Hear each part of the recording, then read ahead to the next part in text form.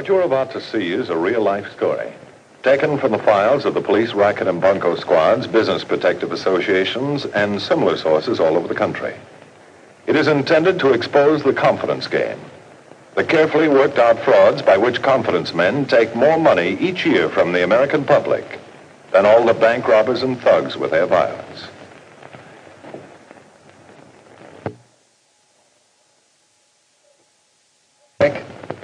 Captain Braddock, ready. This story begins at one of our large hospitals, where not too long ago I was visiting a friend on the force who was recuperating from a gunshot wound. On my way out, I saw a patient being wheeled back to his room from surgery. And two things made me stop for a moment. First, the unusual amount of attention being shown this patient and the presence of a reporter. And second, I had a vague idea I recognized the sick man. If he was who I thought he was, the two didn't jibe.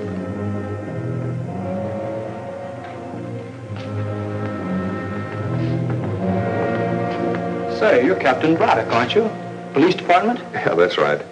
You don't happen to know the name of that patient, do you? Yeah, Nichols. He's a police captain, too. I wanted to ask if you knew him. Nichols? No, not offhand, no. This is my first day on the paper, and I want to bring in a good story. But I can't seem to get a word out of anyone in there. I thought if you knew him, you could help me out. How do you mean? Well, I just can't go in with police captain undergoes surgery. I've got to have an angle. You know what I mean? Well, maybe there isn't any. Just police captain undergoes surgery. No, there must be something. Did you see the attention they were giving him? 2 doctors, 2 nurses, an attendant, and the head of the hospital. If he rates all that attention, he must be somebody special. That's what I want to find out. That's my angle, see? Well, I don't know.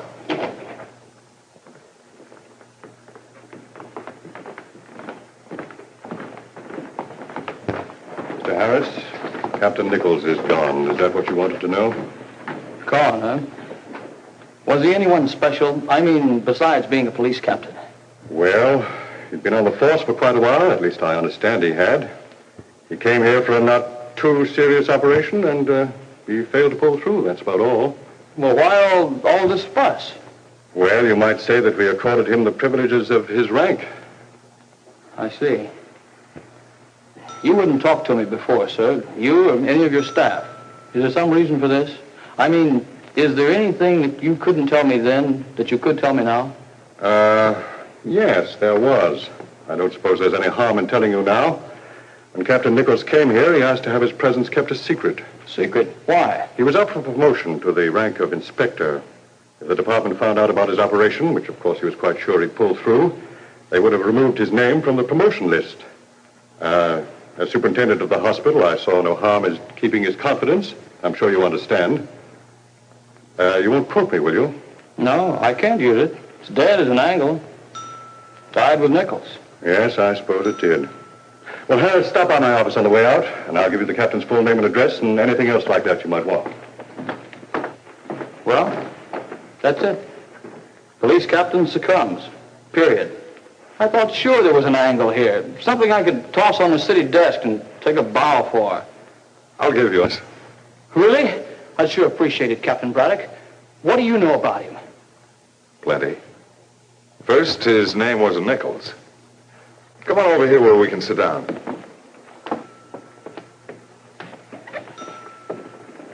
Well, here's your story. Nichols' real name was James J. Doyle. He didn't have much schooling, very little as a matter of fact, and he started out working as a plasterer. An honorable enough profession, but one that didn't pay very well for a man with his ambition. But he stayed with it for a long time, wanting to break away into something better, but never able to decide just what. There weren't any higher-paying jobs that he could qualify for. Finally, he just walked off the job for good. There had to be something else he could do that would make him some real money. So Jim Doyle pulled up stakes and moved to the big town, where he took up with a small-time con man and grifter by the name of Short Charlie Cooper. But the team didn't click. Short Charlie had the slick exterior and the glib tongue that should have ensured success. but he wasn't smart. And Jim? Well, he just didn't have what it takes to make a living out of the rackets. No slick article, he. Nothing smooth or suave about him. Nor did he have the gift, the very necessary gift of making confidence-inspiring conversation. Come on, Charlie, let's get out of here. No, wait a minute. I think I got something in here. Beat it. Hurry up.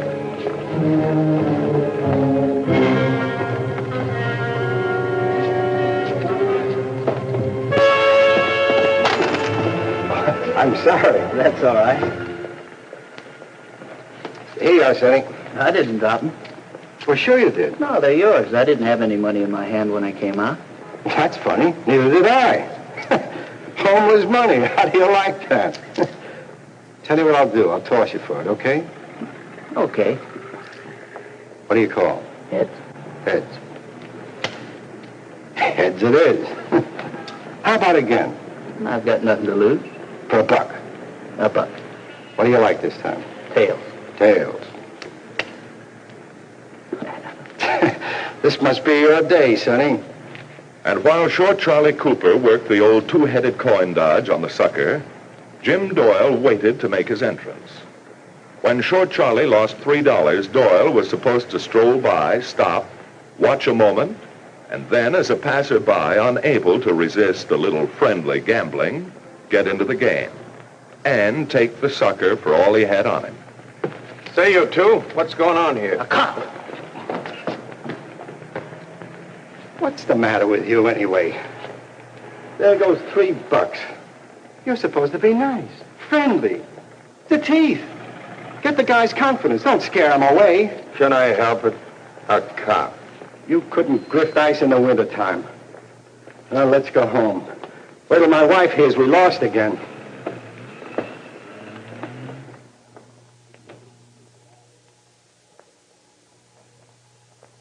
Well, at this low point in his new career, Jim Doyle should have been ready to go back to plastering. But he still had his eye on the fast buck, and he wasn't giving up yet.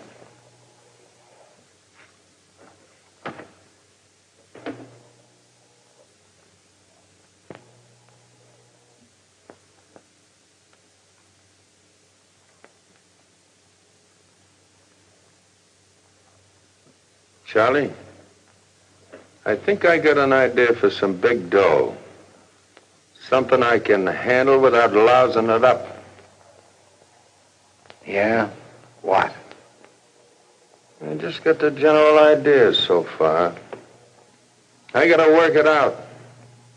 Know how to handle the details. But it's there, Charlie. I know it. Just give me a little time. Well, hurry up so I can tell Amy. Hey, we got a beer in the house? I can think better with a beer. Amy, we got any beer? Well, Amy, where you going? Where do you think? I've had all of this I can take. Wait a minute, baby. What's the matter? I'll draw you a picture. Tell me, how much have you made since you teamed up with this ape? And bringing him in as a boarder yet? Freeloading on us and sitting around like the world owes him a living. Oh, baby, Jim's all right. He's just finding it a little tough to get the hang of the grift. A little tough. 50 years and he'll never make it. Ha! Get a load of the puss on him. A personality like a dead lock. Never mind about that. I'm working on something good. Yeah, baby, something real good. Why don't you get wise to yourself? You'll never make the grift. You ain't built for it. Get yourself a job. Any place. Why, walk into police headquarters and they'll snap you up. Just like that. Amy, just looking like a cop don't mean you can be one. Besides, he couldn't pass the physical. They had ulcers. That's a tapeworm, brother. And I ain't staying around to nurse it. Look, I tell you, we're going to do all right. Just give us a little more time. You can have all you want. Dough. That's what I want. When you got it, call me. Baby, you're leaving me flat. Right on your kisser, chum.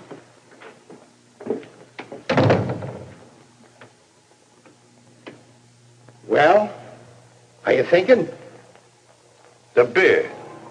Oh.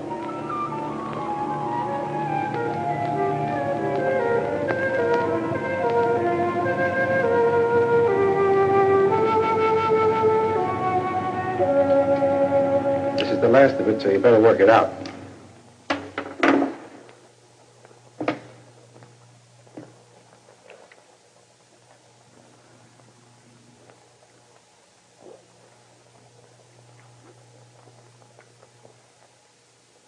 Well, you're thinking of just wasting the stuff. Thank you. Look, I don't look like a con man, right? No sweet talk, right? Yeah. We know all about that.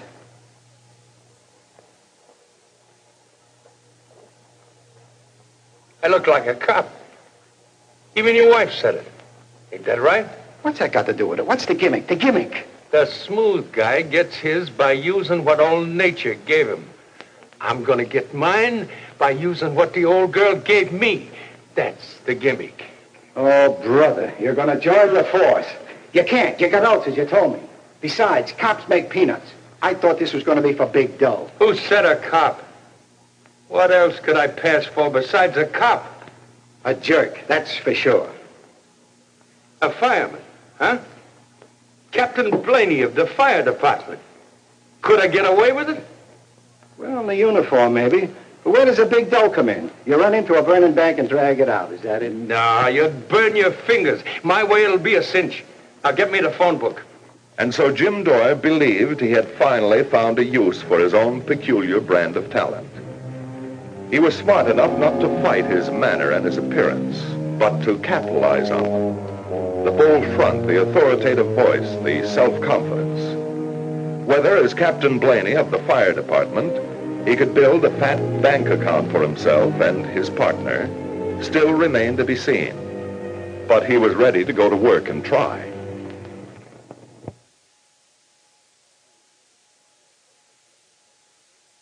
The heart of the city was the fertile field Jim Doyle selected to test his innate skill against men of wealth, men endowed by nature so much more favorably than he, men whom he hoped to separate from some of their money.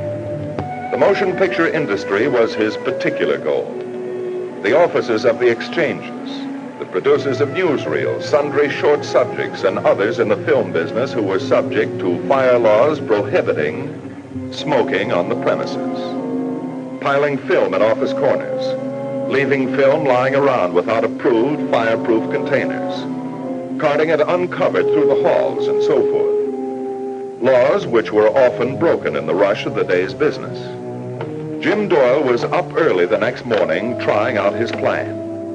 From the list of the film companies he got out of the classified phone book, he selected his first victim and placed a call from the lobby of the building where the company was a tenant. Sanctuary, Phil. Captain Blaney been over to your place? Captain Blaney? Who is this? Fire department. You been there yet? Fire department? Well, no, he hasn't been here. Okay, thank you. Just trying to locate him. Hello, what? Miss Ridley? Yes, sir? A fire inspector may be here any minute. Get rid of that film there, quick. You're not smoking, are you? Oh, no, sir. No. Oh, where should I put the film? In the cabinet, quick, and lock it.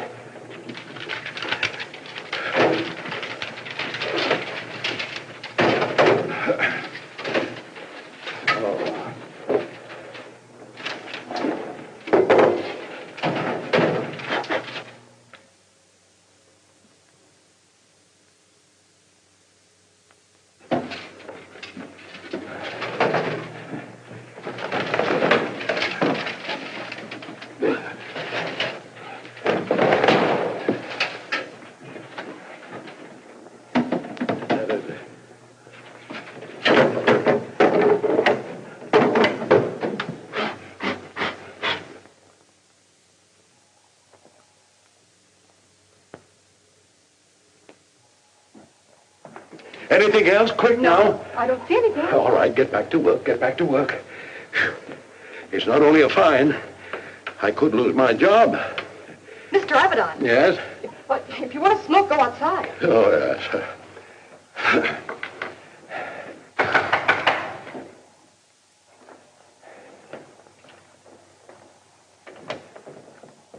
Captain Blaney, fire department. Oh, yes, Captain Blaney. Your office was looking for you. The phone right there, if you'd like to. I'll check in later. Fire extinguisher? Yeah, right here, Captain. Had it checked just, let me see, when was it? The day before yesterday, of course. We have a drill with it every Monday without fail. Don't we, Miss Nibley? Yes, sir. There's no smoking in here. You know that, of course. Oh, yes, sir, I know that. You mean to say you never smoked in this office? No, sir. Well, not that I recall. Oh, maybe once or twice, but then I realized what a fire hazard it is, and never again is too dangerous. When I want to smoke, I go outside. Yeah.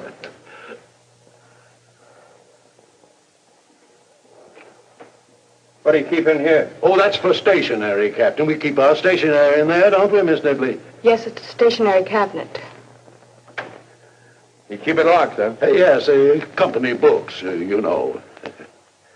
You around here, neighborhood, lunchtime, Captain? Why? Well, I thought there's a new place opened down here on 8th, and I thought maybe you and I... But I don't eat lunch. Who put up these petitions? Oh, the building, Captain, the building. But you told them where they went. Well, yes, I did. Is anything wrong, Captain? I mean, if there's any violation, it's entirely unintentional, I assure you. If we left it entirely in the hands of the building superintendent, we figured that anything he'd do be well within the law. Perhaps I shouldn't have depended on him completely, but... I know what you mean. Is everything all right, Captain? Well, let me ask you. Anything wrong you know of? Oh, no, sir, not a thing. Not a thing, is there, Miss Nibley? That's right, Mr. Abaddon. I meant that little black book, Captain. You made some entries that... Department business. Confidential. Well, I'll be seeing you. Yes, I hope so. Do you think he's going to report us, Mr. Abaddon? He's going to throw that little black book at us. If I'm tabbed for any violation, I'm through. The head office has warned me at least a dozen times. I'm sure he knew we had film in that cabinet. All right, but don't just sit there. Get the boy and have him put the film in the vault.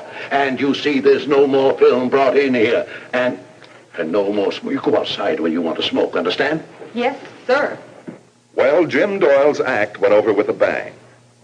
The remarkable thing about it was that it was completely unrehearsed. Just Jim Doyle being himself, letting nature take its course. And it set the stage for part 2 of the little drama. That's, some film was brought into the office here by mistake. You know, it's a terrible thing the way some people violate the fire laws. You'd never catch me doing that. It's all right. I'm not with the fire department. Well, that's a relief. I'm with the BPORF, Benevolent and Protective Order of Retired Firemen. I just dropped by to pick up a check and thank you for your ad. Ad? Yeah, and the BPORF souvenir program. You know, for their semi-annual affair. Aren't you Mr. Monlux, Acme Productions? No. This is Century Film. I'm Mr. Abaddon. Well, I guess I dropped into the wrong office. Well, as long as I'm here, Mr. Abaddon, how about taking an ad in the program? Everybody in the building's getting in on it. Well, I don't know. Well, it's for a worthy cause, not only for the retired firemen, but their families. The widows of the men killed in the line of duty. The organization with a heart, they call it. Well, you see, the firm doesn't have a budget for that type of thing. I'll be very happy to take your personal check, Mr. Abaddon. It's only $100 a page. That's quite a sum of money, especially right now. I think I'm going to have to pay a stiff fine. A fire captain was just here. Oh, he nipped you, huh? Yeah. Couldn't talk him out of it. No, not this fellow. He's a tough customer. Yeah, some of them are real tough. You're telling me. Until you get to know them. Now, you take Captain Chuck Blaney, for instance. On the outside, hard as rocks. Inside, sponge cake. If you know how to handle it. Say, Blaney's the one. Do you know him? Chuck? One of my closest friends. Do you think you could, it isn't only the money that bothers me. It's the head office. They'd pack me in sure if I... Well, the BPORF is old Chuck's favorite charity. The real weakness, I'd say. I'm having him over for supper tonight. I could talk to him. Say, if you could get him to drop the charges, I'd be grateful, very grateful. You think you could? I tell you what I'll do. I'll make a deal with you for a full-page ad in the program. That way, we'll chalk it up to charity, and all three of us will be happy. Not because we're doing something for ourselves, but for a worthy cause. How about it? Fair enough? Well, all right. Put me down for page. Have it say, good luck from Century Film. Compliments of Mr. Herbert Abaddon. Yeah, put it that way. Oh, I'll see that it's set up real nice, Mr. Avedon. What's the name of the organization again? You just make out the check to the BPORF. BPORF, huh? That's $100. That was the beginning of one of the most fabulous careers in the history of the canvassing racket. They got so rich that Short Charlie never bothered to get his wife back. But didn't anybody ever ask Doyle for his fire department credentials? Very few. One look at him was enough. And once he started his act, who'd question him?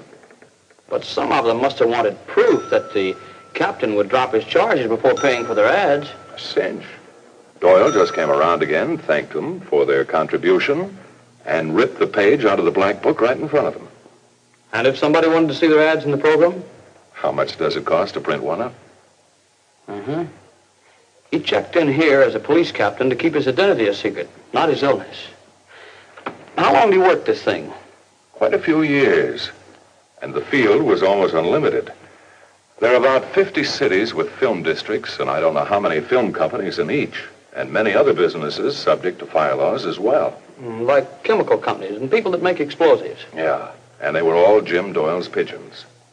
He and his partner worked only when they felt like it, spent winters in Florida, California. Nothing but the best and plenty of it. Got your angle now? Well, I got myself a feature story, but it's all this on the level. I mean, really. You see this man? Looking for someone? Yeah, 617, friend of mine. Right in there. I'm afraid you're a little late, though. Jim Doyle just passed on. Gone? Jim's gone? Yeah, a few minutes ago. You a friend of his? No, not exactly. I'm Captain Braddock of the Racket Squad. This is Short Charlie Cooper, Mr. Harris. I'll have to take you in, Cooper. It's all right. With Jim gone, I'm through. Funny. I used to think I was a bright boy, that he'd never make the grade. Till he showed me. He was the master, all right. Nobody could have stopped him, only... Yes, that stopped him. Even Jim Doyle couldn't fool anybody now. Still here, Harris? Yes, I've been talking to a friend, Captain Braddock, police department. Captain How do Braddock? you do? You knew Captain Nichols? Quite well. Oh, that's too bad. Force has lost a fine man. Fine man indeed.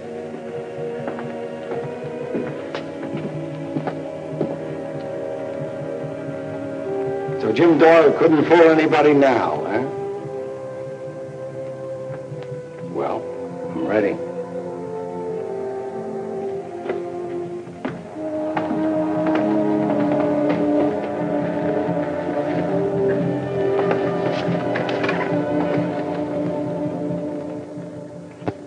Well, that's the story of James Doyle, alias Captain Blaney, alias Captain Nichols. He's gone, but there are others in the same type of racket today. Not necessarily using the same act, but pressuring people with the same motive. So be careful. Know the person with whom you're dealing. Be sure you have all the facts before you part with any of your hard-earned cash. Something like what you've just seen could happen to you.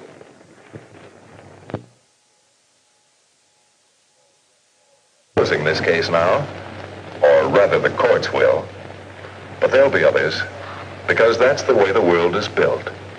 Remember, there are people who can slap you on the back with one hand and pick your pocket with the other. And it could happen to you.